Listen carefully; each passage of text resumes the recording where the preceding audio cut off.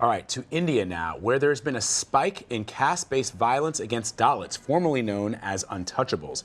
A New York Times article called "Tell Everyone We Scalped You: How the Caste System Still Rules in India" explores the ongoing issue against the country's poorest and most disadvantaged people.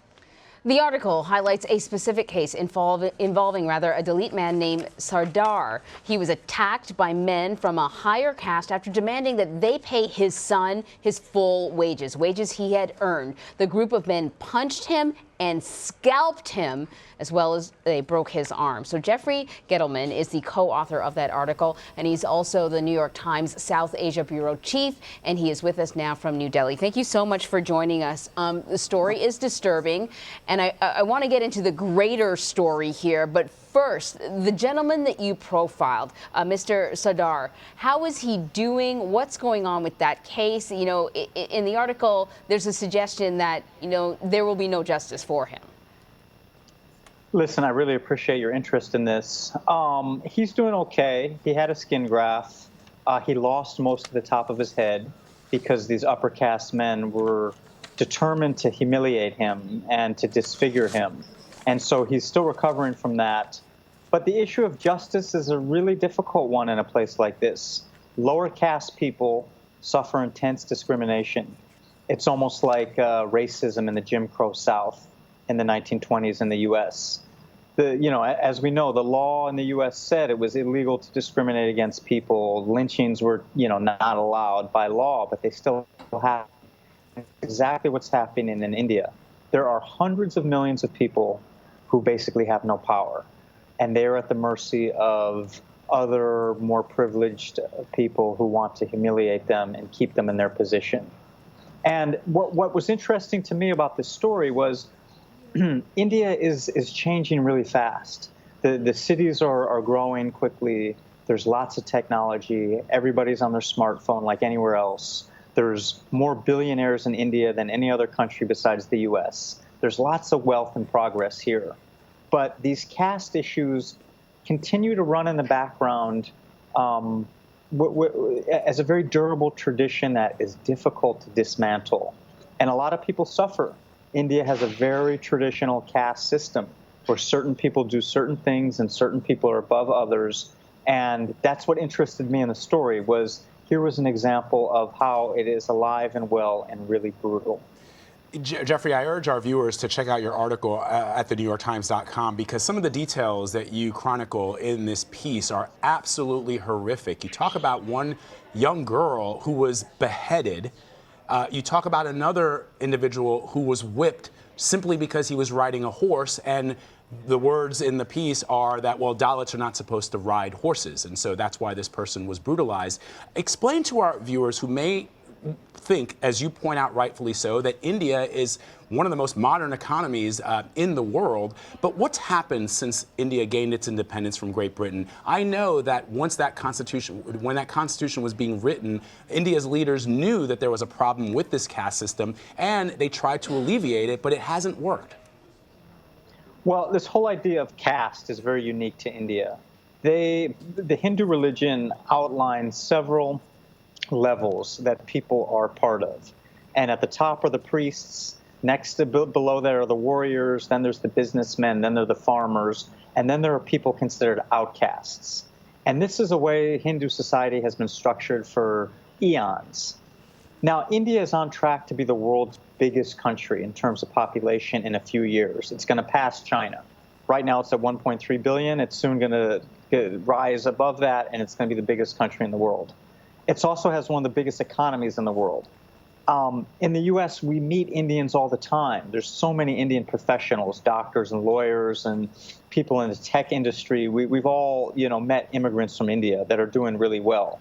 But back here, there's this very sad and difficult to take apart caste system that has existed forever and is still being brutally enforced.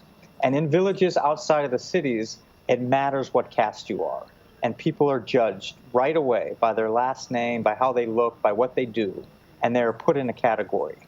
And it really reminded me of the Jim Crow South, because I went to this village and I was shocked. I mean, this is 2018 in India, where there's so many advances and it's a very bustling place. But I go to this village, and there was a water tap, a place where people got water, a pump.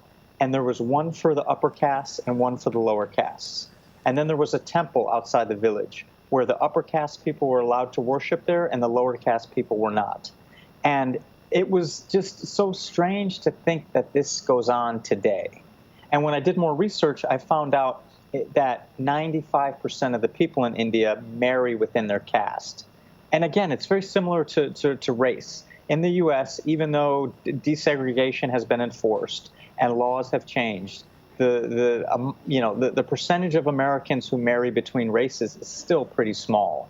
And that sort of says where the society is at, and that's what we're seeing in India. So Vlad pointed out what you point out in your article, which is that, India has tried to change things, starting with the Constitution, making it illegal to discriminate in this way. And you point out that there's, affirmative action type of programs, and they've made a difference. So now we have Dalits who are doctors, who might be lawyers, who might be engineers. So I'm wondering, if you have a Dalit doctor, how are they treated? Are they if they drink from the wrong fountain or pipe, are they treated as badly as the gentleman you profiled in your piece? I think that's a really good question, and I don't know the exact answer. But from what we had studied, there still is discrimination among Dalits, even if they're educated.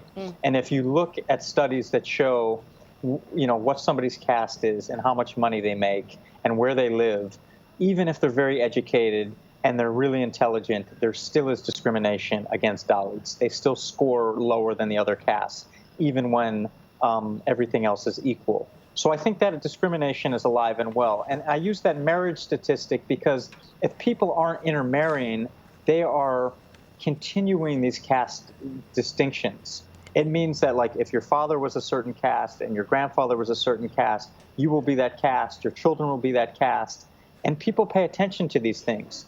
If you look at the personal ads in an Indian newspaper, it'll say something like, single male, 35 years old, 5'10", of a certain caste. And people are really interested in that.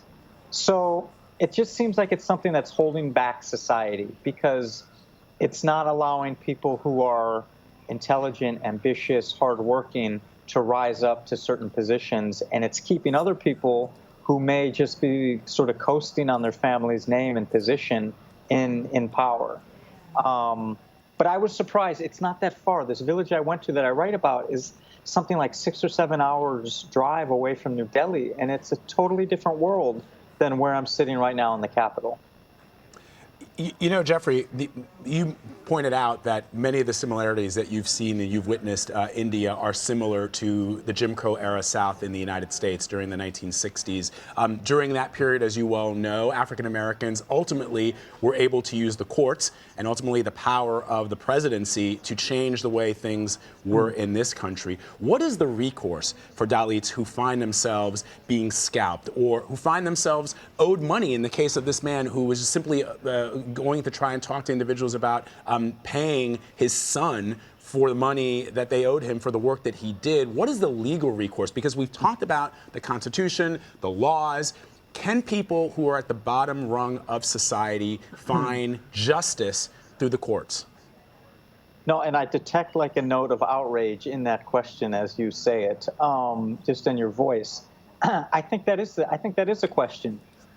They have rights on paper. What does it mean in reality?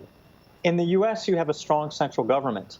One of the more inspiring moments of recent American history was when Kennedy sent American troops to Alabama to enforce a desegregation order.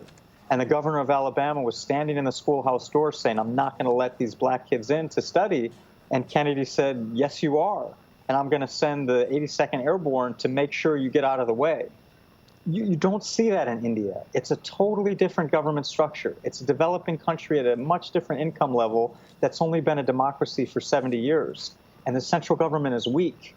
So even though there are all these laws on the books protecting the least fortunate and the powerless, they're rarely enforced. And people get bribed, people get swayed. The upper caste still have enormous power. And I think that's the resignation that I've felt, is that the bottom are going to stay the bottom, and there's not a lot of hope that's going to change. Again, I just want I want to point our viewers to this article in the New York Times.